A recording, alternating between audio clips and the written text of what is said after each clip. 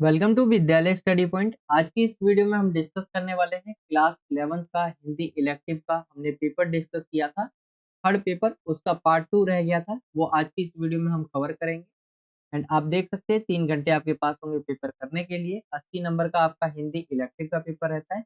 हिंदी भी दो टाइप की होती है, एक और एक इलेक्टिव, तो ये इलेक्टिव वाला पेपर है। एंड यहाँ पे आएंगे तो यहाँ पे निर्देश दिए रहते हैं जो आपके आप सभी जानते ही होंगे। बाकी जो नए बच्चे वीडियो को देख रहे हैं वो जान ले कि ये दो सेक्शन के अंदर आपका पूरा जो पेपर है वो डिवाइड होगा। एक तो खंड आ होगा जिसके अंदर आपके 40 एमसीक्यू क्वेश्चंस पूछे जाएंगे आपसे, ठीक है। एंड खंड ब जिसके अंदर आपके जो है वर्णनात्मक क्वेश्चंस पूछे जाएंगे, जो कि 8 रहेंगे। यहाँ पे टोटल जो है पेपर के अंदर आपके 14 क्वेश्चंस रहेंगे। जैसे यहाँ पे भी बताया हुआ है, खंड आ में 40 जो है आपको वस्तुपरक प्रश्न पूछे गए हैं। इन सभी प्रश्नों का उत्तर देना अनिवार्य है। इसके अंदर जो खंड आ होगा इसके अंदर आपके 6 क्वेश्चन होंगे। 6 क्वेश्चंस के अंदर ही आपके 40 एमसीक्यू क्वेश्चन होंगे। खंड ब के अंदर 8 क्वेश्चंस आपसे पूछे जाएंगे। तो ये आपका पैटर्न रहता है पेपर का। यहाँ से आपका अपठित गद्यांश यानी खंड जो अ है वो स्टार्ट हो जाता है, जो कि हमने डिस्कस कर लिया है। अगर उससे आपको देखना है तो लिंक आपको डिस्क्रिप्शन में मिल जाएगा, आप वहां से जरूर देख लेना। हम जो है खंड बा की तरफ बढ़ते, जो हमारा रह गया था ये यहाँ से स्टार्ट हो जाता है। एंड इसके अंदर जो सबसे पहला क्वेश्चन है वो आपका है दृश्य लेखन से रिलेटेड आपसे क्वेश्चन पूछा जाएगा। आपके दो टॉपिक दिए रहेंगे, उसमें से किसी एक के ऊपर आपको दृश्य लेखन लिखना होगा, ठीक है, 150 शब्दों में या 120 शब्द भी बोले जा सकते हैं। तो यहाँ पे दो टॉपिक कौन कौन से, तो यहाँ पे एक है आपका प्रार्थना सभा का दृश्य एंड दूसरा जो है वो है अथवे में दिया हुआ चुनावी रैली का दृश्य। इन दोनों में से किसी एक के ऊपर ही आपको दृश्य लेखन लिखना है। एंड दृश्य लेखन लिखते कैसे है, तो सबसे पहले आप हेडिंग लिख दे, फिर उसके बाद जो दृश्य लेखन आप तैयार करेंगे उससे उससे पहले कुछ वर्ड जो मेन मेन आने वाले हैं, जैसे यहाँ पे दृश्य वन, यहाँ पे हर बार आपको दृश्य वन लिखना है। फिर उसके बाद पंडित और मौलवी, आत्मा, एकता, दो चार वर्ड ऐसे आप ऑब्लिक करके जो है ये ऑब्लिक करके आप लिख दे, ठीक है। फिर इसके बाद जैसे स्टोरी, आपको दृश्य लेखन क्या होता है, आपने कोई दृश्य देखा उसी को आपको जो है लिखना होता है। जैसे यहाँ पे बोला गया है, आज हजारों लोग एक साथ आए हैं, क्योंकि ये टॉपिक आपका जो है प्रार्थना सभा का दृश्य है। तो आज हजारों लोग एक साथ आए एक सामूहिक प्रार्थना सभा के लिए। सभी धर्मों के प्रतिनिधित्व में यहाँ एकता का माहौल है। धूप छाया और मिले जुले चेहरे, सभी एक साथ जो है ईश्वर की शरण में आए हैं। पंडित और मौलवी एक साथ मंच पर बैठे हैं और धार्मिक पठनों का पाठ कर रहे हैं। लोग अपनी आत्मा को शांति और सद्गुण में समर्पित कर रहे हैं।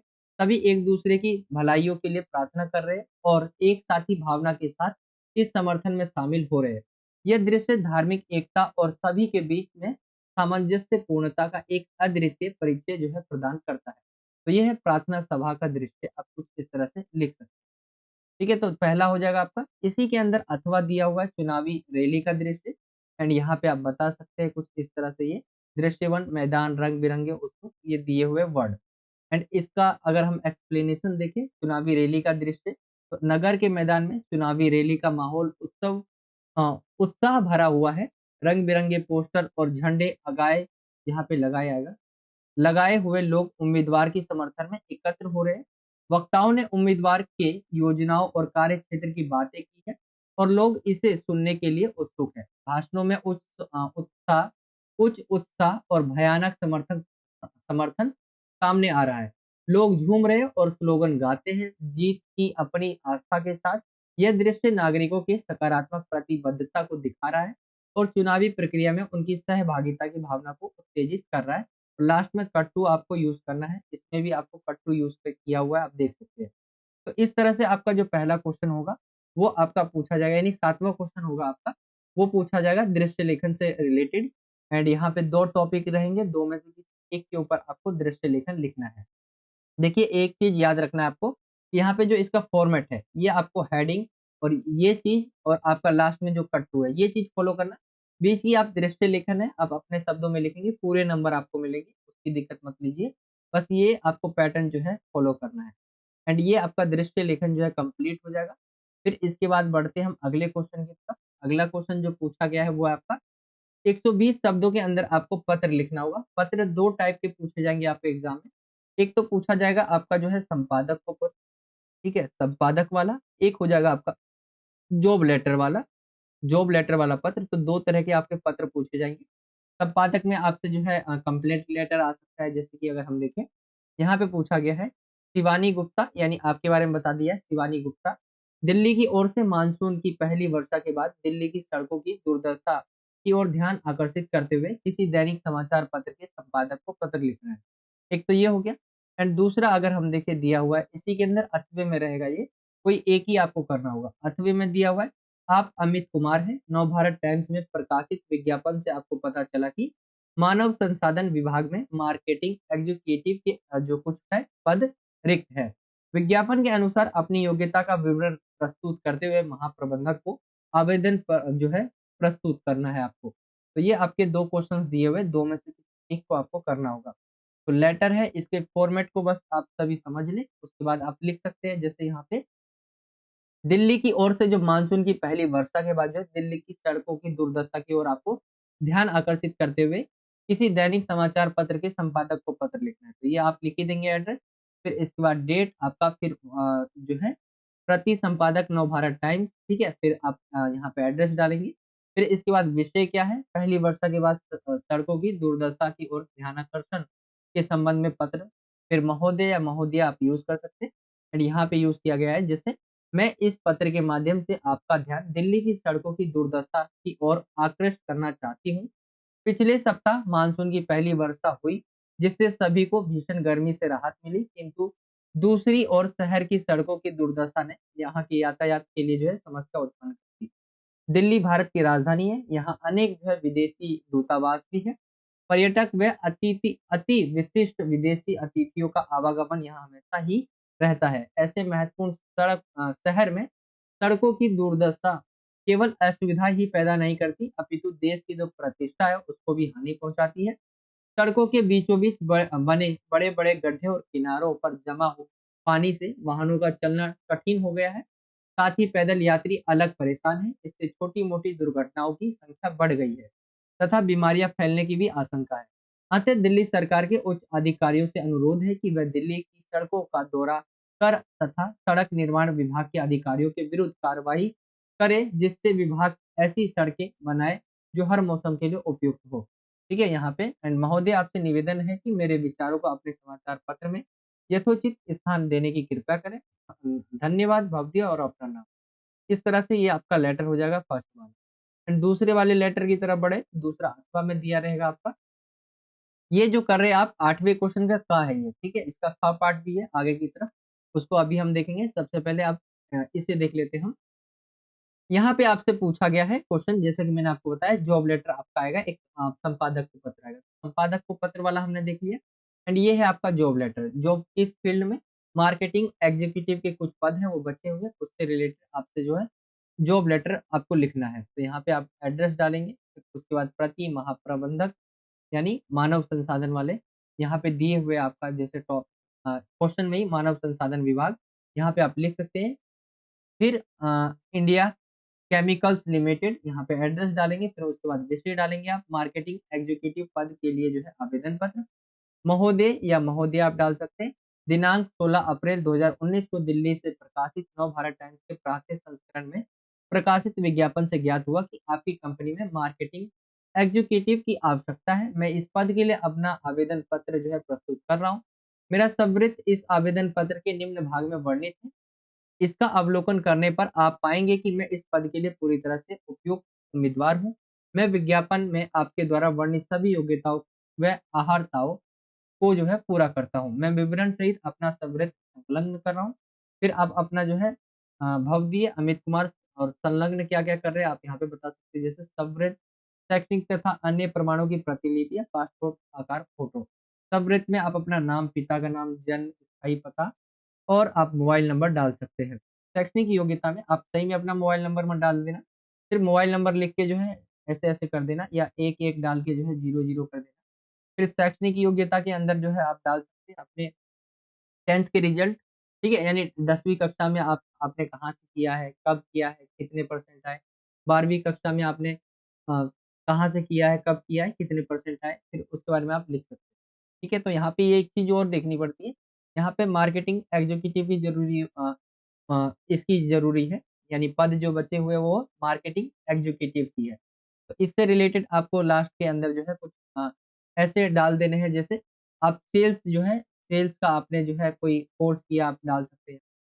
तो इस तरह से आपको कंप्लीट करना होगा। एंड अन्य योग्यता के अंदर आप टीम वर्क मैनेजमेंट, ठीक है, कार्य अनुभव के बारे में यानी एक्सपीरियंस के आपके भाषा के ज्ञान के बारे में, एंड ये सारी चीज़ें डालने के बाद आप जो है लास्ट में हस्ताक्षर करेंगे एंड ये आपका लेटर जो है कंप्लीट हो जाएगा। तो ये वाला भी कंप्लीट हो गया आपका क्वेश्चन जो 8वें में दिया हुआ था। आगे चलते हैं हम अब अगले क्वेश्चन की तरफ, जो है अगला 8वें का कि ख है। एंड ये दिया हुआ है, किशनगंज विद्यालय की अलंकृत यात्री पत्रिका के लिए विद्यार्थियों में से सह संपादक चुनाव हेतु शिक्षक संपादक समिति की बैठक का कार्यवृत्त आपको तैयार करना है। तो अलंकृत पत्रिका के लिए सह संपादक यानी विद्यार्थी चुनाव हेतु बैठक का कार्यवृत्त, ये आपका जो है हेडिंग होगा, ठीक है। एंड दिनांक 22 नवंबर 2022 को बैठक संपन्न हुई। शिक्षक संपादक समिति की अध्यक्षता विद्यालय के प्रधानाचार्य श्री एस के कुमार जी ने की। बैठक में भाग लेने वाले सदस्य की सूची इस प्रकार से, तो दो चार या पांच आप नाम लिखेंगे जो जो सदस्य थे। फिर उसके बाद लिखेंगे जैसे बैठक का आरंभ संपादक द्वारा सभी सदस्यों का स्वागत करने से हुआ। इसके बाद उन्होंने सह संपादक के पद पर विद्यार्थियों के चुनाव की आवश्यकता पर चर्चा की। सामान्य चर्चा के बाद कार्यसूची में लिखे गए विषयों पर जो है विचार विमर्श हुआ, जिसका संक्षिप्त विवरण कुछ इस प्रकार से है। तो यहाँ पे जो पिछली बैठक के कार्यवृत्त की जो है प्रस्तुति और निर्णयों के अनुपालन की समीक्षा की गई। ये आप देख सकते हो, कुछ इस तरह से आपको पॉइंट लिखने होंगे। एंड लास्ट में जो है आपको इस तरह से क्या-क्या हुआ, इसमें आप लिखेंगे पॉइंट के अंदर। एंड लास्ट में हस्ताक्षर अध्यक्ष के और संपादक के। फिर इसके बाद अपना आप नाम डाल सकते हैं, एड्रेस डाल सकते हैं। कुछ इस तरह से ये हो जाएगा कंप्लीट। आपका जो रहेगा ये कार्यवृत्त रहेगा, जो कि कंप्लीट हो जाएगा। आई होप कि आप यहाँ तक समझ गए होंगे। कुछ इसी तरह से आपको जो है कार्यवृत्त जो है पेपर में पूछा जाएगा एंड उसी को आपको कुछ इसी तरह से आपको तैयार करना होगा। तो ये कार्यवृत्त आपका हो गया है। मैं सारी चीज़ें हर एक पॉइंट आपको पढ़ के नहीं बताऊँगा, आप यहाँ देख सकते हैं। कुछ इस तरह से आपको कार्यवृत्त तैयार करना होगा एंड जो-जो टॉपिक यहाँ पे बोले गए उसके बारे में आपको कुछ इस तरह से पॉइंट में लिखने होंगे। इसी के अथवे में आपसे पूछा गया है वो है कार्यसूची। आपको कार्यसूची बनाना है किसके ऊपर? सहशिक्षा सर्वोदय विद्यालय पीतमपुरा की वार्षिक खेलकूद प्रतियोगिता के लिए बुलाई गई बैठक की जो है आपको कार्यसूची बनानी है। तो सहशिक्षा सर्वोदय विद्यालय की वार्षिक खेलकूद प्रतियोगिता के लिए बैठक की कार्यसूची, बैठक की तिथि डालेंगे, समय डालेंगे, स्थान, ठीक है? स्थान आप डाल सकते हैं, अध्यक्ष कौन होंगे, सचिव, सदस्य, यहाँ पे सभी शिक्षक जैसे लिखा हुआ सदस्य है। इसके बारे में लिख सकते हैं जैसे सदस्यों का स्वागत होगा, खेलकूद प्रतियोगिता पर विचार विमर्श होगा, विभिन्न खेल व दिनांक के चयन पर चर्चा, खेल-कूद संबंधित आवश्यक सामान की उपलब्धता पर चर्चा, खेल के मैदान की तैयारी व रख-रखाव के विचार विमर्श पर चर्चा, ठीक है? अध्यक्ष की अनुमति से विषय से संबंधित अन्य किसी जरूरी विचार पर चर्चा, धन्यवाद ज्ञापन एंड हस्ताक्षर आपका कुछ इस तरह से होगा। लास्ट में सचिव, सह शिक्षा सर्वोदय विद्यालय पीथमपुरा।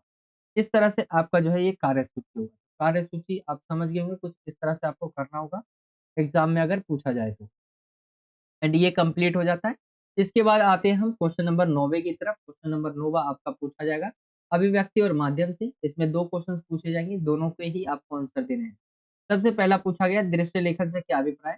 तो अभी हमने देखा था दृश्य लेखन आपको लिखना था 100 150 शब्दों में, जो आपका क्वेश्चन नंबर 7वाँ ही था। एंड इसमें भी पूछा गया, ये आपकी अभिव्यक्ति और माध्यम से ही पूछा गया क्योंकि वो भी वही था, अभिव्यक्ति और माध्यम से। ये भी वहीं से पूछा गया है। दृश्य लेखन क्या होता है? तो इसकी अगर हम परिभाषा देखें, जब किसी फ़िल्म या धारावाहिक के किसी दृश्य में दिखाए जाने वाले दृश्य, पात्रों के संवादों या अन्य होने वाली क्रियाओं का लिखित रूप में जब लिखित रूप तैयार किया जाता है, उसे ही कहते हैं हम। जो चीज़ हमने देखी, जब हम उसको लिख कर जो है लिखित रूप तैयार कर लेते हैं हम उसे, तो वही होता है आपका दृश्य लेखन। अतः किसी भी दृश्य का संक्षिप्त शैली में वर्णन, भाषा कौशल, कल्पना शक्ति, शब्दों पर अधिकार आदि के आधार पर प्रस्तुति को ही दृश्य लेखन कहते हैं। दृश्य लेखन के कुछ आवश्यक तत्व होते हैं जो पूछे जा सकते हैं, जैसे दृश्य संख्या हो गई, समय, स्थान, पात्र। ठीक है? तो ये चीज़ें इम्पोर्टेंट होती है कोई भी दृश्य में कि कितनी कैसी संख्या थी, मतलब संख्या हो गया, समय हो गया, किस समय हुआ, शाम में हुआ, दोपहर में हुआ, रात में हुआ, ठीक है? टाइम हो सकता है, स्थान किस जगह पर हुआ और पात्र यानी कैरेक्टर कौन-कौन थे, ये आप बता सकते हो। दृश्य लेखन ये आप समझ गए होंगे दृश्य लेखन होता क्या है। दूसरा जो क्वेश्चन पूछा गया है वो है डायरी लेखन के बारे में। एंड डायरी क्या होती है मैंने आपको कई बार बताया, डायरी के लाभ क्या ये भी मैंने आपसे डिस्कस किया है। डायरी को लिखते समय हमें किन किन बातों का ध्यान रखना चाहिए, एंड डायरी है क्या ये पूछा गया। तो डायरी मैंने आपको पहले ही बताया, डायरी एक नोटबुक होती है मोटी जिल्द वाली, जिसके अंदर क्या है सभी पन्नों पर एक तिथि रहती है, 365 दिनों तक की जो तिथि है वो लाइन से सजी रहती है। एंड हर एक पेज जो है खाली छुट्टी होती है, जिस पर आप अपनी सूचनाएं जो है या निजी बातें जो भी आपकी वहां पर लिख सकते हैं। किन किन बातों का ध्यान रखा जाता है डायरी को लिखते समय।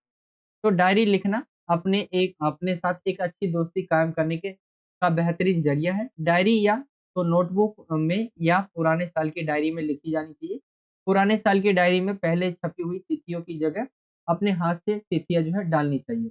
ये आप लिख सकते हैं जो इम्पोर्टेंट चीज है डायरी लेखन करते समय हमें। एंड 10वें क्वेश्चन की तरफ आते हैं हम। नौवां क्वेश्चन आपका कंप्लीट हो गया।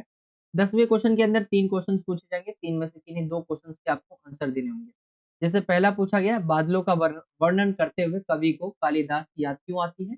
तो क्या रीजन है बादलों का वर्णन करते हुए कवि को जो है कालिदास की याद आ जाती है। तो बादलों का वर्णन करते हुए कालिदास की याद कवि को इसलिए आती है कि कालिदास द्वारा रचित मेघदूत में धन कुबेर ने यक्ष को 1 वर्ष का जो निर्वासन दंड दिया था, उस अवधि में यक्ष ने मेघ यानी बादल को दूत बनाकर अपनी प्रिया के पास जो है अपना जो है संदेश भेजा था।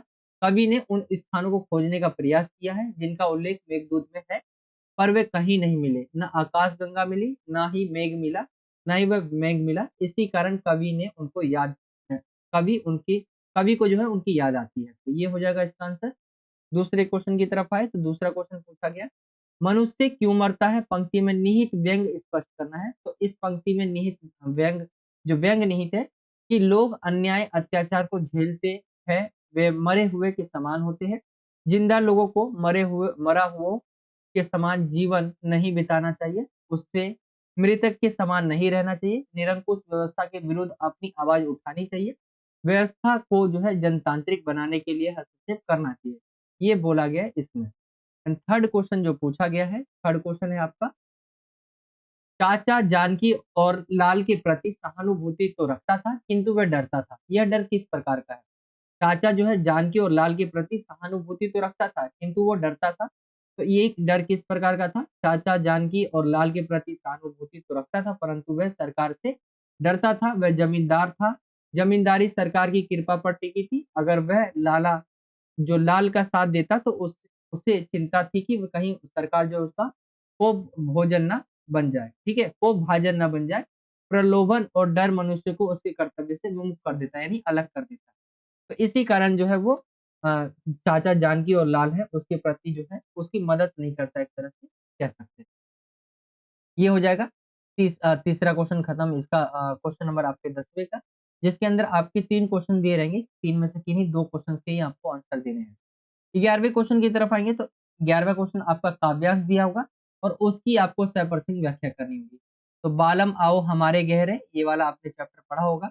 एंड इससे रिलेटेड आपका जो है काव्यांश दिया हुआ है पूरा का पूरा, इसको आपको जो है सप्रसिंग व्याख्या तैयार करनी है इसकी। तो यहाँ पे आप लिख सकते हैं शुरुआत के आंसर, आंसर यहाँ से स्टार्ट हो जाता है आपका बालम, फिर इसके बाद आप लिख सकते हैं लास्ट के जो है 2 वर्ड लिख देंगे डॉट डॉट डॉट करके। फिर इसके बाद बताएंगे संदर्भ प्रसंग व्याख्या, ठीक है। तो यहाँ पे देखिए संदर्भ में प्रस्तुत पंक्तियां हिंदी साहित्य इतिहास के स्वर्ण युग भक्ति काल के निर्गुण भक्ति काव्य धारा के ज्ञान मार्की शाखा के संत कबीरदास द्वारा जो है रचित बीजक से जो है लिया गया है, ठीक है। कबीरदास जी इस पद का सम्मान जो है संपादन श्री पारसनाथ तिवारी जी ने कबीर वाणी में किया है। प्रसंग देखिए, कबीरदास जी ने स्वयं को पत्नी और ईश्वर के पति के रूप में वर्णित किया है। भक्त पत्नी ईश्वर पति की विरह में व्याकुल है और उनसे मिलने का आग्रह करते हुए कहती है कि, फिर यहाँ से आपका व्याख्या है, परमात्मा से मिलन न हो पाने के कारण कबीर को एक वियोगिनी की भांति न अन्न भाता है न नींद आती है। निर्गुण मार्गी संत कवियों ने साधक को नायिका तथा परमात्मा को नायक के रूप में चित्रित किया है। यहाँ पति यानी परमात्मा निराकार परंतु पत्नी साधक साकार रूप में विद्यमान है। यहाँ कबीर निर्गुण और सगुण 2 भिन्न मतों के बीच एक साम्य स्थापित करते दिखाई देते हैं। फिर आपको साहित्यिक सौंदर्य में लिखना है भाषा, जैसे सदुक्कड़ी, ठीक है।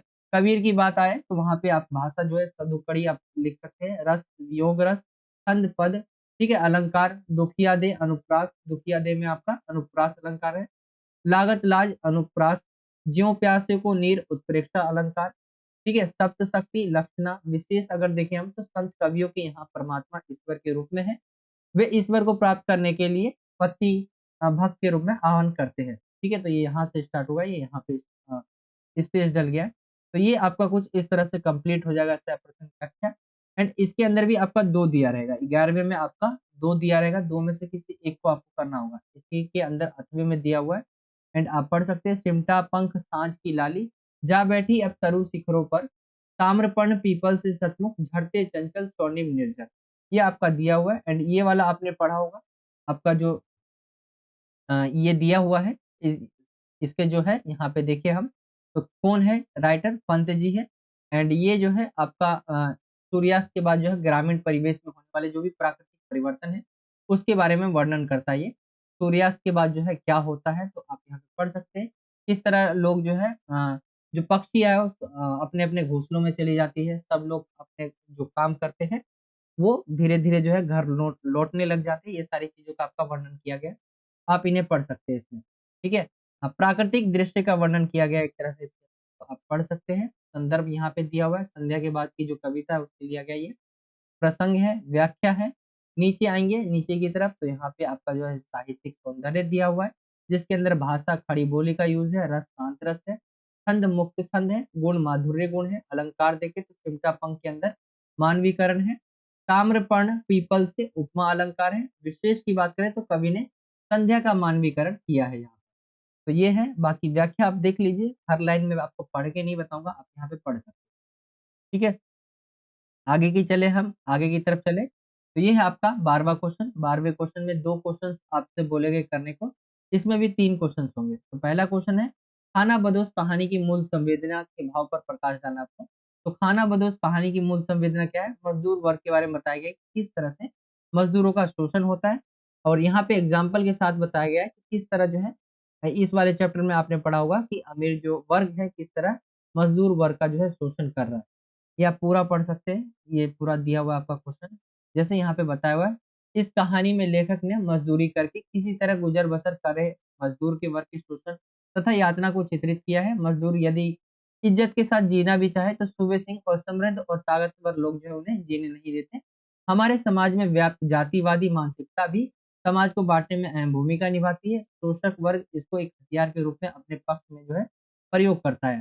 शोषित वर्ग कभी भी अपने लिए कुछ नहीं कर पाता, वह तो रोज़ी-रोटी की समस्या में ही उलझ कर रह जाता है। इस कारण में भी ज़मीन से उखड़े हुए लोगों की व्यथा को बताया गया है, जो रोज़ी-रोटी कमाने की इच्छा में शोषण चक्र में फँस जाते हैं, कि आजीवन खाना बदोशों जैसा जीवन जीने को जो है विवश होकर रह जाते हैं। तो ये है खाना बदोश वाला, कि इसकी कहानी की एक तरह से भाव आपको स्पष्ट करना था, ये किसके ऊपर था? तो ये था आपका शोषण जो किस तरह जो है जो काम करने वाले मज़दूर होते हैं, उनका शोषण किया जाता है, गरीब वर्ग का एक। दूसरे क्वेश्चन की तरफ आए तो दूसरा क्वेश्चन है, मनुष्य की करुणा की भावना उसके भीतर गूंगेपन की प्रतिछाया है। कहानी के इस कथन को वर्तमान सामाजिक परिवेश के संदर्भ में स्पष्ट कीजिए। लेखक कहता है कि करुणा के प्रति अन्याय होता देखकर मनुष्य क्या है, आज का मनुष्य देखिए ऐसा रियल भी है कि मनुष्य क्या है, गलत होते हुए देखता है बट वो कुछ करता नहीं है। उसी के बारे में आपको बताना है। जैसे वो इस कारण नहीं करता कि वो सोचता है कि खुद किसी जो है विपत्ति में यानी मुसीबत में ना फँस जाए। ऐसा सोचकर जो है वो ऐसा आज का मनुष्य भी ऐसा ही है, वह अपने आप से मतलब रखता है, सेल्फिश हो गया है आज का इंसान। तो आप इसके बारे में लिखेंगे, यही बोला गया है, मनुष्य की करुणा की भावना उसके भीतर गूंगेपन की प्रतिछाया है। कहानी के इस कथन को वर्तमान के सामाजिक परिवेश के संदर्भ में स्पष्ट करना था। तो ये आप बता सकते हैं इसके अंदर, ये आपका आंसर होगा। तीसरा क्वेश्चन देखिए, सिद्धेश्वरी के 100 झूठ के झूठ 100 सत्यों पर भारी है, विवेचना करें। तो सिद्धेश्वरी का परिवार भयंकर गरीबी से ग्रस्त था।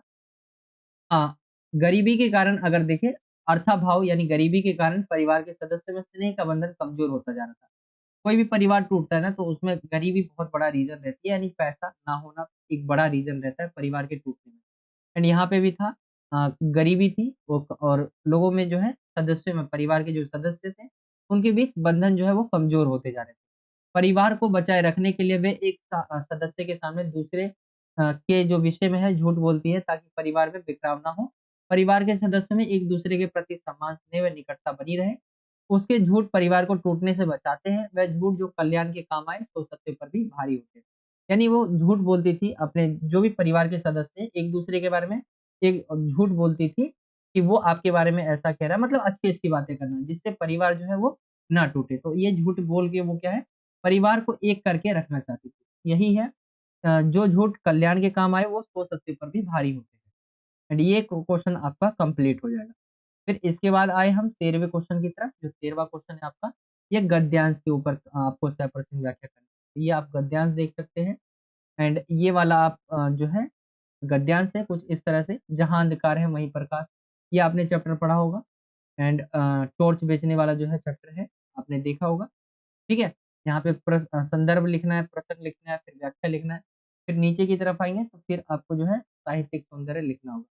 तो ये आपका एक पहला जो दिया रहेगा, इसके अंदर 2 क्वेश्चन्स रहेंगे आपके सप्रश्न व्याख्या के अंदर। 2 में से किसी एक को ही आपको करना होगा। तो एक तो ये हो गया आपका एंड दूसरा अगर हम देखें, दूसरा जो आपका दिया हुआ है ये है अथर्ववेद के अंदर। यहाँ पर आप इसे पढ़ सकते हैं। ये आपका जो खानाबदोश वाला चैप्टर है ओम प्रकाश वाल्मीकि का, उनका जो है लिखा हुआ ये आप इसे पढ़ सकते हैं। ये आपका सप्रसंग व्याख्या है। मैं आपको सारा पढ़ के नहीं दिखाऊँगा, आपको दिखा देता हूँ। यह आपने स्टोरी पढ़ी होगी, इसी के बारे में आपको जो है सप्रसंग व्याख्या करनी होगी। तो ये आपका हो जाएगा, ठीक है? 13वां सप्रसंग व्याख्या। आगे चलते हैं हम अब अगले क्वेश्चन की तरफ। अगले क्वेश्चन को देख लेते हैं। अगला जो कि लास्ट क्वेश्चन आपका रहता है, वो पूछा गया है ये 2 क्वेश्चन्स रहेंगे, 2 में से किसी एक क्वेश्चन का आपको आंसर देना होगा। तो आवारा मसीहा पाठ के आधार पर आपको उस समय के और वर्तमान समय में जो पढ़ने-लिखने के तरीके हैं, तौर-तरीके, उसमें क्या अंतर है? आप पढ़ने-लिखने के कौन से तौर-तरीकों के पक्ष में और क्यों? तो देखिए, पढ़ने-लिखने के तरीके कौन-कौन से बदलाव हुए? पहले के समय के और अभी के समय के बारे में पूछा। पुराने समय के और अभी वर्तमान के समय। पहले के बच्चों की प्रतिभा और रुचि पर ध्यान नहीं दिया जाता था, यानी पहले के समय देखेंगे तो कला के ऊपर ज़्यादा फ़ोकस नहीं किया जाता था। कोई सिंगर है तो सिंगर नहीं, बेटा पढ़ तू, ठीक है? ऐसा बोला जाता था। लेकिन आज के समय जो है बच्चा वो जो चाहे कर सकता है। आज के समय जो है ना, मतलब रोका नहीं जाता है। सबको समान रूप से एक ही चीज़ पढ़ाई जाती है, परंतु आज ऐसा नहीं है। बच्चों की रुचि तथा योग्यता को देखकर उसे आगे बढ़ाया जाता है। शुरुआती शिक्षक जो है बेशक शिक्षा एक जैसी हो, लेकिन आगे चलकर बच्चों के पास अपना मनपसंद विषय लेने का अधिकार होता है। पहले के समान आज शारीरिक दंड नहीं दिया जाता। पहले के समय शारीरिक दंड बहुत दिया जाता था। लेकिन अब क्या है, बच्चों को प्रेम से समझाया जाता है कि ये समझ जाओ। विद्यालय में शिक्षा के समान ही खेल-कूद, कला आदि को भी प्राथमिकता दी गई है। पहले के समय क्या है, खेल को, कला को इतना नहीं लिया जाता था। बच्चों को बोलते थे सिर्फ आप पढ़ो, खेल-कूद पर ध्यान मत दो। ठीक है? हमें याद है हमारे टाइम पे भी कि क्रिकेट हम खेलते थे, तो हमें रोका जाता था, मतलब मना करते थे, आप मत जाइए खेलने के लिए। तो अब देखें, ऐसा नहीं है कि मैं क्रिकेटर बन जाऊँगा खेलकर, लेकिन एक चीज़ है कि आज के समय रोका नहीं जाता है। हम पढ़ाई के नए तरीके के पक्ष में हैं, क्योंकि बच्चों को अगर इनके बारे में बोला गया था कि आप कौन से पक्ष में हैं, तो नए तरीके के पक्ष में हैं, क्योंकि बच्चों को उसकी योग्यता और रुचि के अनुसार उसे आगे बढ़ाया जाना चाहिए। साथ ही बच्चे के सर्वांगीण विकास के लिए पढ़ाई के साथ-साथ जो है खेल-कूद आदि गतिविधियाँ भाग लेने के लिए प्रोत्साहित करना चाहिए। तो ये आप लिख सकते हैं इसके अंदर। तो ये हो जाएगा आपका 14वें का 2 क्वेश्चन होगा। एंड दूसरा जो क्वेश्चन पूछा गया, कला के प्रति लोगों का नज़रिया पहले कैसा था, अब उसमें क्या बदलाव आया है? तो कला के पहले जो नज़रिया था लोगों का, वो था, अगर हम देखें तो लोग कला की कद्र अधिक करते थे, ऐसा नहीं है। पहले लोग कला की कद्र नहीं करते थे, लेकिन पहले यह सीमित थी, ठीक है? राजा-महाराजा व अंग्रेजी अफ़सरों आदि की दीवारों की शोभा बढ़ाने का कार्य करते थे। पहले के समय जो है कला की जो है कद्र जो है अधिक करते थे। अब लोग कला की अधिक कद्र करते, पहले भी करते थे लेकिन वो सीमित तक थी, ठीक है? यहाँ पे इतना ये कद्र नहीं करते थे, ऐसा नहीं आएगा।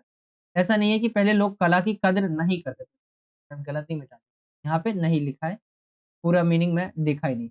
ऐसा नहीं है कि पहले लोग कला की कद्र नहीं करते थे, बस वो कम किया करते थे। सीमित था, जहाँ कहाँ तक राजा-महाराजा व अंग्रेजी अफ़सरों आदि की दीवारों की शोभा बढ़ाते थे, बस वहीं तक था। लेकिन आज देखिए, अगर हम आज कला तथा कलाकार का सम्मान जो है किया जाता है।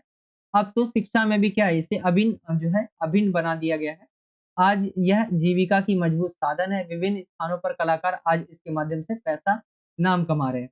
आम आदमी भी क्या है, इसमें रुचि रखता है। वह बेशक प्रसिद्ध कलाकारों के चित्र नहीं लगा पाए, परंतु उसकी प्रतिलिपि उसकी दीवारों की शोभा अवश्य बढ़ाते हैं। वह जानता है कि इनका क्या मूल्य है। इस आधार पर हम कह सकते हैं कि कला के प्रति लोगों का नजरिया जो है अब पहला जैसा नहीं रहा है। अब सभी व्यक्ति देखेंगे, कोई भी आ रहा है तो आप जानते होंगे, जो बताते हैं। वैसे मैं इंस्टाग्राम ज्यादा यूज नहीं करता, बहुत ना के बराबर करता हूँ, साथ 1 हफ्ते या 2 हफ्ते में देख लूँ तो। बाकी कोई डाउट रहता है तो आप पूछ सकते हो भाई, लेकिन मैं यूज़ नहीं करता हूँ। कोई बच्चा कम पूछता है ना डाउट, तो मेरे 1-2 दिन हो जाते हैं देखे। लेकिन कोई इंपॉर्टेंट बात हो तो आप पूछ सकते हो, मैं वहाँ पे आपको ज़रूर रिप्लाई कर दूँगा। मेरी इंस्टाग्राम आईडी है कृष्णा साहनी 08 करके जो है, कृष्णा साहनी 08 करके। कोई डाउट हो तो यहाँ पे पूछ लेना, मैं ज़रूर रिप्लाई करूँगा अगर मैंने देख लिया तो। बाकी मैं चलाता नहीं हूँ, तो ऐसा जो है मैं हाँ, बता रहा था मैं आपको कला के बारे में। आज के समय आम नागरिक भी क्या है, कला में जुड़ता जा रहा है, क्योंकि कोई भी आप देखेंगे, कोई जैसे रील्स हो गया, रील्स के ऊपर कोई भी व्यक्ति, आम व्यक्ति भी आकर जो है वहाँ पे अपना अपना कला का प्रदर्शन कर रहा है। एक तरह से कला कर रहा है वो, भाई यूट्यूब हो, रील्स हो, ठीक है, इंस्टाग्राम हो, एक कला दिखा रहा है वो। तो आप देख सकते हैं आम व्यक्ति भी आज के समय आ रहा है। तो ये हो जाएगा आपका कंप्लीट हिंदी, एंड पार्ट 2 खत्म हो जाएगा आपका हिंदी का जो थर्ड पेपर था उसका। आई होप कि आपको वीडियो अच्छा लगा होगा। वीडियो अच्छा लगा तो वीडियो को लाइक करें। ज़्यादा से ज़्यादा आप अपने दोस्तों में वीडियो को शेयर किया करें। एंड अगर आप हमारे चैनल पे नए हो तो चैनल को ज़रूर सब्सक्राइब कर लें। नीचे आपको सब्सक्राइब का बॉक्स दिखेगा। जहाँ सब्सक्राइब लिखा होगा उस पे क्लिक करने के बाद आपको बेल के आइकन को ऑल पे सेलेक्ट कर लेना है। इससे जब भी हम कोई नई वीडियो डालेंगे तो आप तक नोटिफ़िकेशन पहुँच जाया करेगा। बाकी वीडियो को लाइक कर दें, एंड कमेंट करके ज़रूर बताइए कि वीडियो कैसा लगा। एंड वीडियो को ज़्यादा से ज़्यादा अपने दोस्तों में शेयर भी किया करें। बाकी यही था आज का वीडियो, एंड सभी को ऑल द बेस्ट हिंदी के एग्ज़ाम्स के लिए। आपका एग्ज़ाम अच्छा जाए, ठीक है? एंड जल्दी हम इसका जो है पेपर खत्म होने के बाद डिस्कस भी करेंगे इसके आंसर्स की को लेकर, ठीक है? चलिए, ऑल द बेस्ट सभी को एग्ज़ाम्स के लिए। मिलता हूँ आपसे अगली और एक्साइटिंग वीडियो में। जब तक के लिए जय हिंद, जय भारत, वंदे मातरम।